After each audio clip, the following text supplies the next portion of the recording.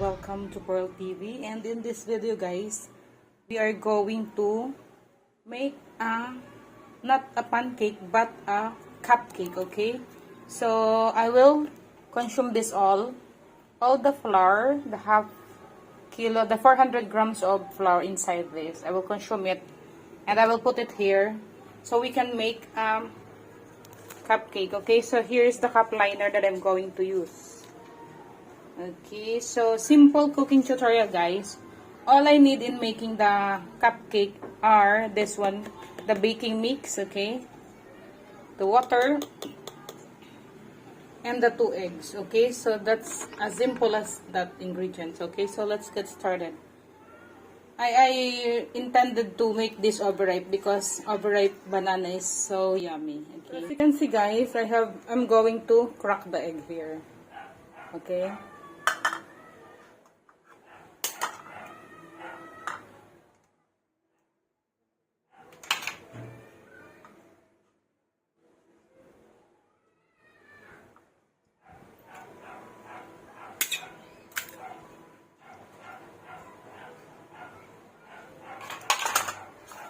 So here is the egg guys. I'm going to pour the egg. You have to put here first to ensure that the egg that you're going to add is good, okay? Put it in a bowl first. Okay. Ayan guys, i-ano na muna natin siya, i-smash siya, kasama na yung egg. Para kahit pa paano.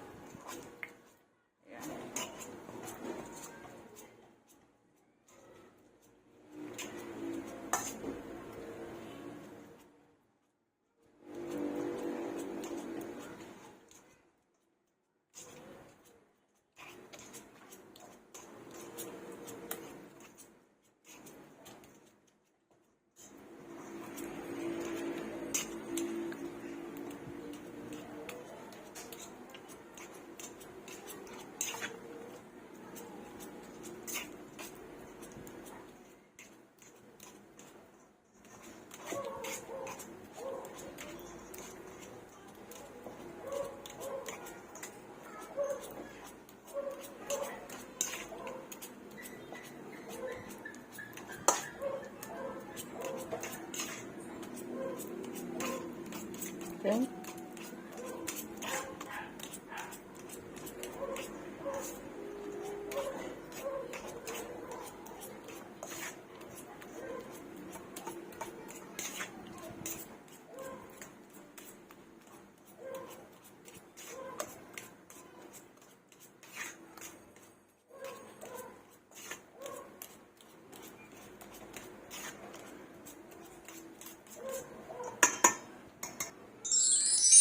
Next guys, we're going to put the baking mix. Okay. I will consume the 2 packs, okay.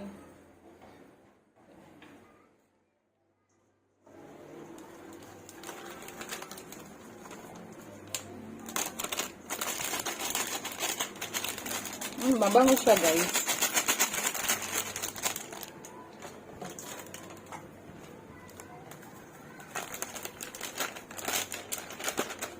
This is what we're going to use, the wire whisk guys. You can now add water guys. Since it's just 400 grams guys, I will just put 400 ml of water. I will leave the 100 ml of water in the cup, okay.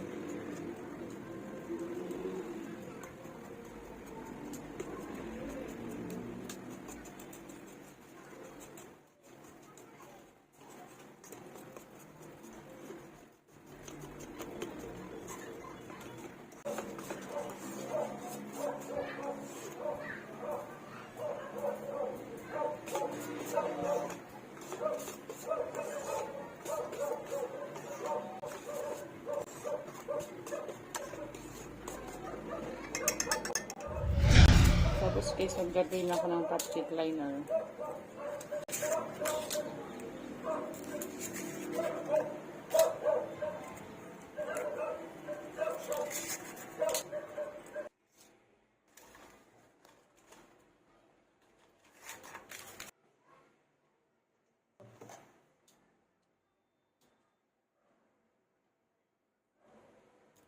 guys.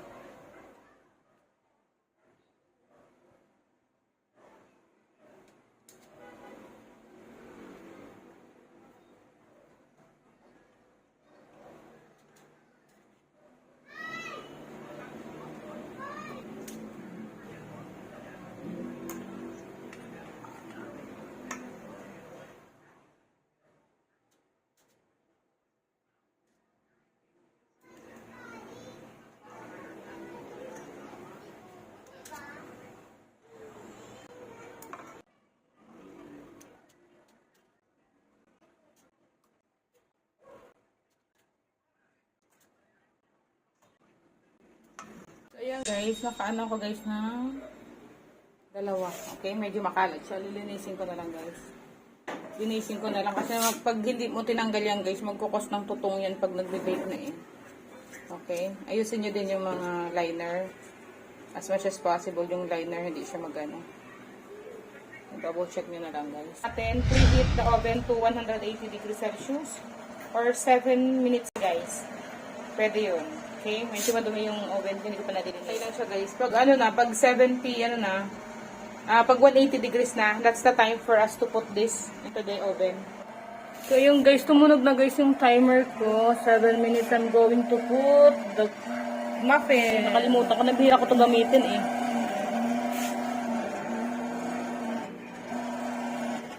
Bihira ko gamitin itong lalagyan. Okay, 10 minutes or 7 minutes. Depende, titingnan natin. Guys, nasa ibabaw na guys yung apoy. Kasi sabi ko luto na din siya eh. Matututong siya pag hindi ko pa tatanggalin yung apoy sa ilalim. So this time as you can see, ayun o. Ayan guys. As you can see, luto na siya sa ilalim. Ano na tayo, ibabaw na yung apoy ni Ma'am Shio. Ayan guys, luto na siya guys. As you can see, it's done. Okay, ayan, luto na siya guys. Tanggalin ko na siya kasi ayoko namang maging tutong. Diba? So yummy. Muffin a la pearl.